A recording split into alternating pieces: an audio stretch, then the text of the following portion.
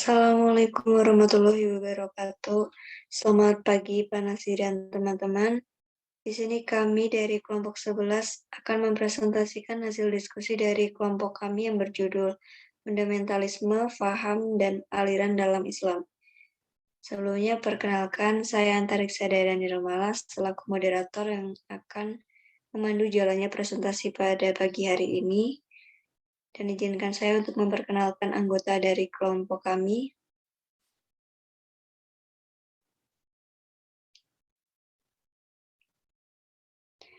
Yaitu Ratri Kurniasari dengan NPM 2140101148, Salma Ayu Larasati 2140101190, dan saya sendiri, Antariksa Daerah Nirmala dengan NPM 2140101134.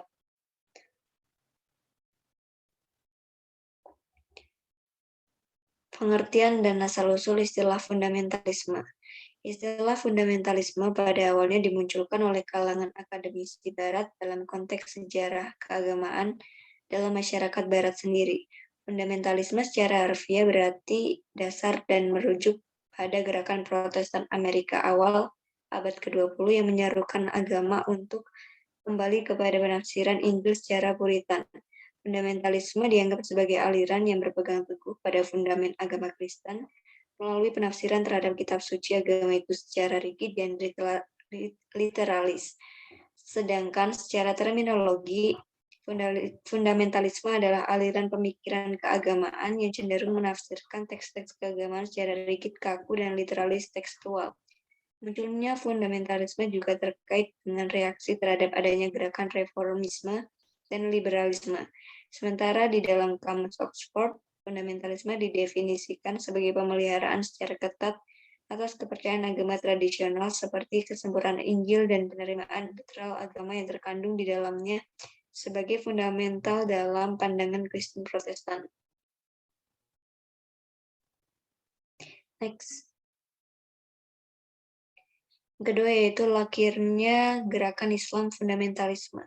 Sejauh yang bisa dilacak, penggunaan kata fundamentalisme pertama kali muncul di dalam dunia Islam pada 1937 oleh Sir Ridder Bullard, seorang diplomat Inggris yang bertugas di Jeddah, Arab Saudi, melalui surat yang ditulisnya kepada Raja Abdul Aziz Ibn Saud. Di dalam surat tersebut, Bullard menyebutkan Ibn Saud sebagai fundamentalis karena melarang perempuan untuk bercampur dengan laki-laki, sebab hal tersebut dilarang dalam Islam. Sebaliknya, bagi Bullard, pelarangan tersebut dapat menyebabkan kemunduran bagi Islam, khususnya Arab Saudi. Artinya, penyebatan kata fundamentalisme dalam Islam itu lahir sebagai bentuk kritik atas Islam yang dinilai cenderung kaku dalam merespon perubahan zaman.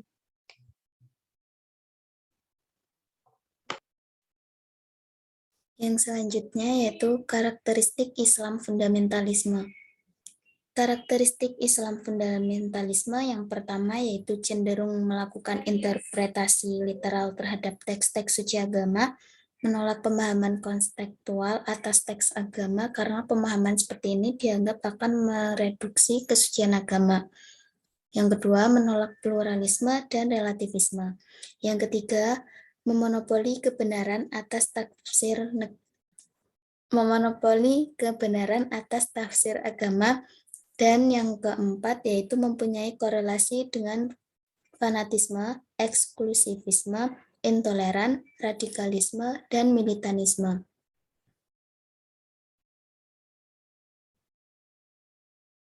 Yang selanjutnya yaitu fundamentalisme Islam di Indonesia. Fundamentalisme Islam di Indonesia diasumsikan bahwa mereka adalah para reformis dalam bidang teologi dan menolak mazhab. Dorongan untuk meletakkan syariah atau hukum ilahi di atas hukum buatan manusia sangat kuat. Terdapat beberapa gerakan fundamentalisme di Indonesia, yaitu yang pertama, di Indonesia, gerakan fundamentalisme akarnya pada gerakan Patri di Minangkabau. Di antara pokok-pokok gerakan kaum Patri yang terlihat mirip dengan ajaran Wahabi adalah mereka beroposisi pada bid'ah dan khurafat. Mereka juga melarang penggunaan tembakau dan pakaian sutra.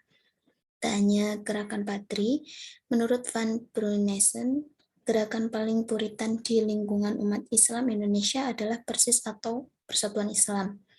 Ada pula suatu kelompok yang diasumsikan sebagai gerakan fundamentalisme Islam, diantaranya adalah Front Pembela Islam, Hizbut Tahrir Indonesia, Forum Komunikasi Ahlus Sunnah wal Jamaah, Majelis Mujahidin Indonesia, dan Laskar Jihad. Bertambah pesatnya pertumbuhan ekonomi di negara-negara Islam itu dapat memengaruhi akselerasi pendidikan umat Islam. Dengan begitu, maka arus pemikiran keislaman juga semakin meluas di seluruh kawasan dunia Islam yang menyuguhkan visi-visi baru. Dan ini juga terjadinya kebangkitan Islam kultural yang ditandai dengan ledakan kaum terpelajar Islam di kalangan umat Islam. Sehingga meluas juga arus pemikiran Islam yang hampir secara merata diapresiasi oleh kaum terpelajar Muslim di tanah air. Fenomena itulah yang kemudian mempengaruhi wacana pemikiran Islam di Indonesia dengan berbagai coraknya. Lalu yang selanjutnya adalah kekerasan dalam pandangan Islam. Kata Islam berasal dari bahasa Arab yang diambil dari kata salima atau aslama. Kata salima maupun aslama mempunyai arti berserah diri, patuh, dan taat. Dengan pengertian yang demikian, Islam sangat anti kekerasan dalam segala jenisnya. Islam tidak menyukai cara-cara kekerasan atas nama apapun, termasuk atas nama agama atau Tuhan. Untuk mencapai tujuan, Islam selalu mengajarkan kepada umatnya sikap dan harapan yang realistik dengan mengambil jalan tengah dalam memecahkan setiap persoalan sehari-hari dan memusatkan perhatian pada semangat persamaan, persaudaraan, cinta, dan kemurnian karakter. Di dalam ajaran Islam, baik yang bersumber dari Al-Quran maupun hadis, banyak dijumpai doktrin yang sangat anti kekerasan. Misalnya firman Allah sebagai berikut, "Dan tiadalah kami mengutus kamu kecuali untuk menjadi rahmat bagi semesta alam." Quran Surat 21 ayat 107. Yang kedua, tidak ada paksaan dalam agama, sesungguhnya telah jelas jalan yang benar dan yang sesat. Quran Surat 2 ayat 256. Dan yang ketiga, kami tetapkan bagi Bani Israel bahwa barang siapa yang membunuh seorang manusia, kecuali karena orang itu membuat kerusakan di muka bumi, maka seolah-olah ia telah membunuh manusia secara keseluruhan. Dan jika seseorang memelihara suatu kehidupan manusia, maka seolah-olah ia telah memelihara kehidupan seluruh manusia. Quran Surat 5 ayat 32. Namun demikian, di dalam Al-Quran juga terdapat pijakan yang menjustifikasi orang untuk bisa melakukan kekerasan. Dalam Al-Quran terdapat beberapa ayat yang mengandung potensi untuk dipergunakan sebagai landasan melakukan kekerasan.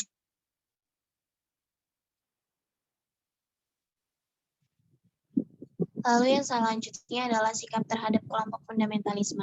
Dilihat dari substansinya, pandangan, sikap, dan keyakinan keagamaan kaum fundamentalis tidak keluar dari Islam. Mereka termasuk orang Muslim dan mukmin yang taat. Bahkan dapat dikatakan bahwa mereka sangat berpegang teguh pada ajaran Islam, serta ingin memperjuangkannya dengan segala upaya dan kemampuan yang dimiliki agar ajaran Islam yang mereka pahami dengan benar dapat dilaksanakan oleh seluruh umat manusia tanpa kecuali. Dengan demikian, kehadiran fundamentalisme tidak mesti direspon secara searah dan dengan pandangan negatif. Menurut Macasin, orang dapat mengambil pelajaran berharga dari sikap dan kegiatan kaum fundamentalis. Anggota-anggota mereka terlihat mempunyai kesetiaan yang kuat pada prinsip yang dianut. Kesetiaan semacam itu sangat diperlukan pada kehidupan saat ini. Selain itu, dapat diambil pelajaran mengenai semangat kerja dan kemauan untuk bekerja keras. Kemalasan dan kelemahan semangat merupakan penyakit yang menimpa kaum muslimin negeri ini untuk waktu yang cukup lama. Fundamentalisme mengajak manusia untuk berbuat dan untuk tidak diam saja karena pilihannya adalah perbuatan ke arah yang lebih buruk. Eksklusivitas kaum fundamentalis dapat dipakai untuk membangun kerja tim dan kehidupan masyarakat Islam karena memiliki ikatan solidaritas yang cukup tinggi, kokoh, militan, dan rela menerima resiko dari sebuah perjuangan. Namun demikian, hal tersebut bukan berarti bahwa kita sebagai orang muslim mendukung adanya fundamentalisme.